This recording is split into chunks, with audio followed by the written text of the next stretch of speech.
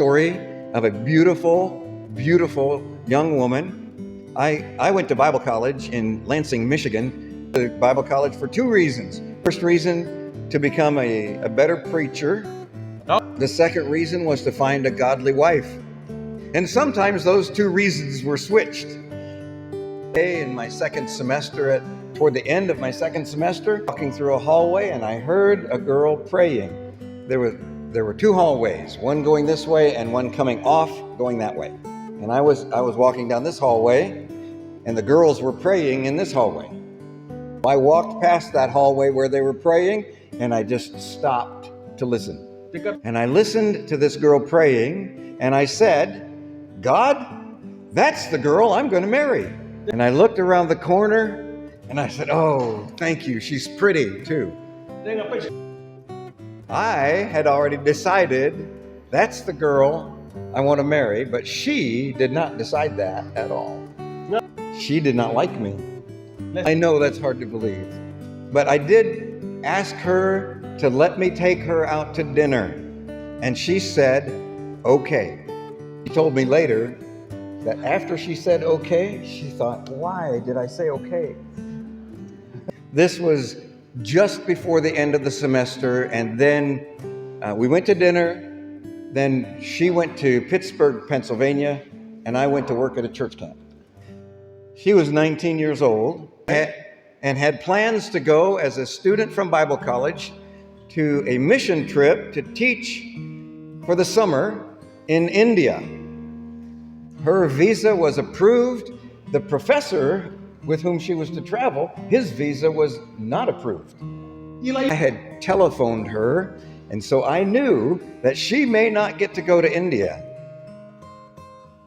So I drove from Indiana 200 miles to Pittsburgh, hoping that she would come back to a convention. Her mother said, "I think he likes you more than you like him." And Mitzi said, "Oh, yes." The story, I ended up driving her. She went to India by herself. I took her to the airport because her family didn't have a car. I gave her a little stuffed animal so she would not forget me. She was 19 years old, came to India by herself, and got lost in Delhi for a week. It's a long story, but God got her through that and safely to the mission a week later. When she got to the mission, she had 2 of my letters waiting for her. And over the next several weeks, I wrote 2 and 3 letters every week and sent them to her. The missionary got my letters every time, and he would put them on a silver tray and bring them to her. "These are from your future husband." She said, "No way," until she started reading my letters. She began to look forward to the next one. When she came back to the United States from India, she loved me. And she tells that story. It takes her a lot longer to tell that story. Then she will raise up her Bible and she will say, "This is God's love letter to you." I want to read from Psalm 1.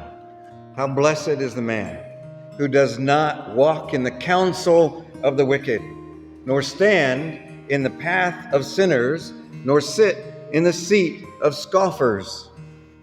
But his delight is in the law of the Lord, and in his law he meditates day and night.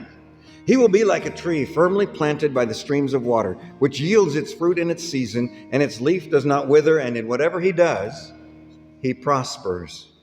The wicked are not like this. They are like the chaff which the wind drives away.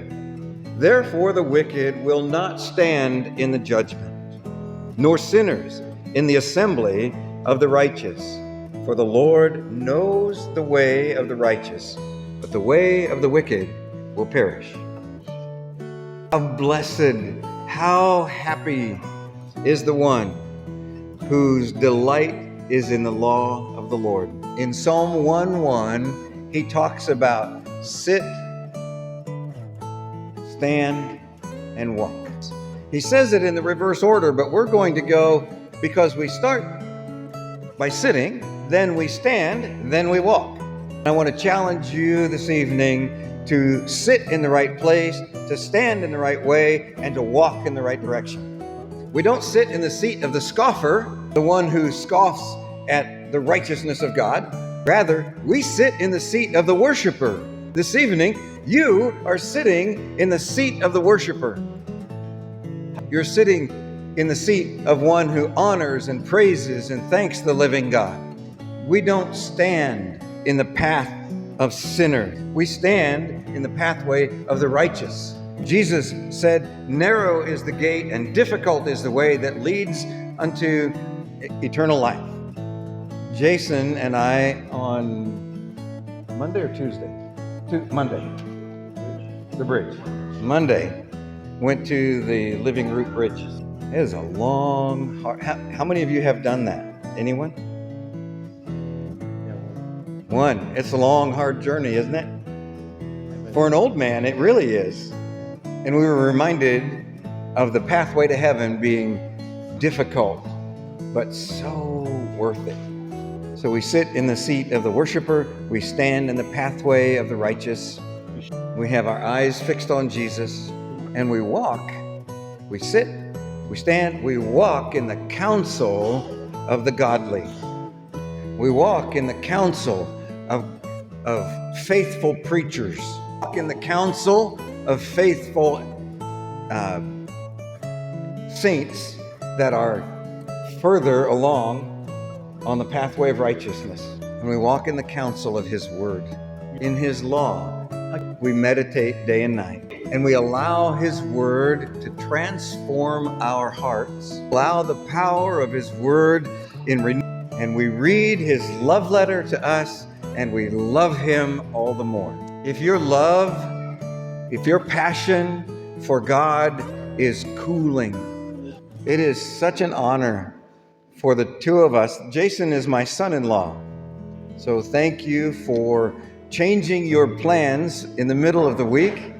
Thank you for making the effort to be here this evening. Kublai, that's a nice word. Kublai, I like that. My prayer is that the God of heaven will recognize the minutes, the time that you are spending this evening, and that He will recognize this sacrifice of yours as a sacrifice of praise and thanksgiving, and He will be pleased, because I'm confident He accepts this kind of offering. You have taken your time to offer it, so may He accept our sacrifices of thanksgiving and praise. Jason and I would like to gather with anyone who would like to pray. You can pray for us, and we can pray for you. So if you'd like to, I'll turn it back over to you, and we'll kind of stay up here and at your direction.